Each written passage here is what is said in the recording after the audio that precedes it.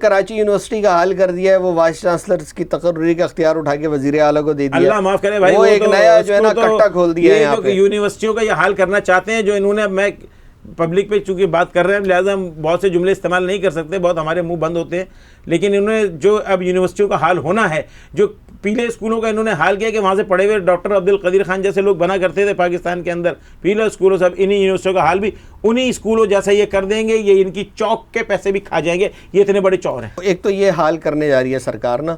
وہ پچھلے دنوں ایک ایشو ہوا، وہ ایک میڈیا ہاؤس لے کے بیٹھ گیا، اس نے کراچی یونیورسٹی کو پتہ نہیں کیا سے کیا بنا دیا.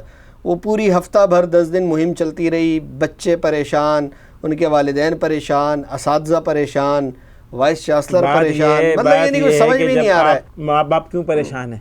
ماں باپ اپنے بچوں کی تربیت صحیح کیوں نہیں کر رہے؟ انہیں اپنے بچوں کی تربیت صحیح کرنی چاہیے نا. میرے بچے بھی یونیورسٹی جاتے ہیں، میں نے ان کو بولا بیٹا یہ صحیح ہے یہ غلط ہے، اب ذمہ دار تم ہو. کوئی ماں باپ اپنی اولاد کو اگر صرف ایک دو جملے بتا دے کہ بیٹے کوئی بھی کام کرنے سے پہلے سوچ لینا کہ یہ کام کرنے کا ثواب ہے یا یہ کام کرنے کا گناہ ہے. گناہ اور ثواب کا فرق اگر تم سمجھ لو گے، بچے کو آپ سمجھا دیں گے، آپ کا بچہ ساری عمر محفوظ رہے گا. آپ گناہ ثواب سنیں، آپ گناہ ثواب کا تصور لیں. وہ کہتے ہیں بھائی وہ اسٹیفن ہاکنگ ہے وہ بھی جنت میں جائے گا، ایڈیسن بھی جنت میں جائے گا، اور پتہ نہیں کون کون. یعنی یہاں تو الگ ہی اسلام بن گیا نا، ایک نیا اسلام آ گیا. نیا اسلام کیسے آئے گا؟ یہ تو اسلام کے اندر فروعات تو ہمیشہ سے داخل کی جاتی رہی ہیں. رسول پاک صلی اللہ علیہ وسلم کے انتقال کے بعد سے یہ چیزیں شروع ہو چکی ہیں اور آج تک یہ چیزیں چل رہی ہیں اور ساری عمر چلیں گی.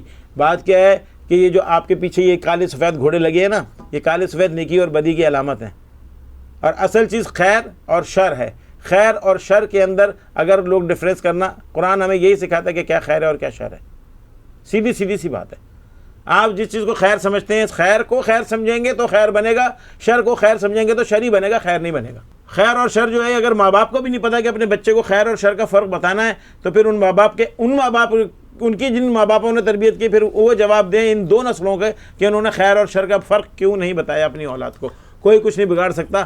یہ سب تو ہوگا میڈیا ہاؤسز ہوں، یہ چیزوں تمام چیزوں، اس سے کوئی فرق نہیں. پہلے ناول لکھے جاتے تھے اور ناولوں کے بعد کہا جاتا ہے نئی نسل خراب ہو رہی ہے، نئی نسل خراب ہو رہی ہے. اب ناول تو کیا، اب تو آپ ڈرامے دیکھے تو وہ اس دور کے لوگ بولے یار ناولوں کو چوم کے رکھیں گے، کتنا پاک صاف تھے. یہ بات یہ ہے کہ گندگی کی کوئی حد نہیں ہے اور صفائی کی بھی کوئی حد نہیں ہے. یونیورسٹی جو ایکٹ آیا اس کے خلاف تو جماعت اسلامی نے احتجاج شروع کر دیا ہے، اور پچھلے کچھ عرصے میں آپ یہ دیکھیں کہ جماعت اسلامی کراچی کی جانب سے خصوصی طور پر ایسے ایشوز اٹھائے جا رہے ہیں جو عوامی نوعیت کے ہیں، چاہے وہ نادرا کا مسئلہ ہو، کے الیکٹرک کے خلاف نکلے، اسی طرح واٹر بورڈ کے خلاف احتجاج کیا، یہ یونیورسٹی روڈ جو بنی ہے اب اس ایکٹ کے خلاف نکلے. تو میرے خیال ہے بڑی کوئی صحیح سمت میں کوئی سیاست شروع کی ہے، لیکن اب وہ ایم ایم اے کی نظر ہو جائے گی. لیکن بھائی وہ ایم ایم اے کی نظر ہو جائے گی. نہیں وہ ایم ایم اے کی نظر ہو یا جو بھی ہو، ظاہر ہے یہ تو ان کا تو ہمیشہ سے پرانا وتیرہ ہے کہ پہلے ایک چیز کھڑی کرو پھر اس کو برباد کر دو، پھر ایک نئی چیز بناؤ پھر اس کو برباد کر دو. ہر آدمی نیا آئیڈیا لے کر آتا ہے، جو نیا آنے والا عہدیدار ہوتا ہے جماعت اسلامی کا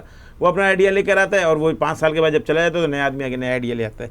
پالیسی مستقل ہونی چاہیے، یہ بہت ضروری چیز ہے. جماعت اسلامی نے اچھے اقدامات کر رہی ہے، کسی نے اس چیز کے اوپر بات نہیں کی.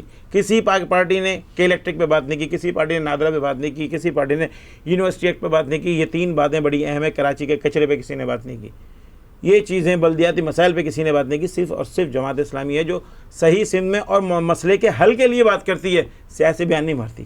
مسئلے کے حل کے لیے بات کرتی ہے. لیکن ہمارے اچانک جو فیصلے ہو جاتے ہیں نا، جو اچانک ایٹنڈم فیصلے جو ہوتے ہیں ان کو ذرا سا الگ رکھیں اور ایک مستقل پالیسی مستقل لے کے چلیں.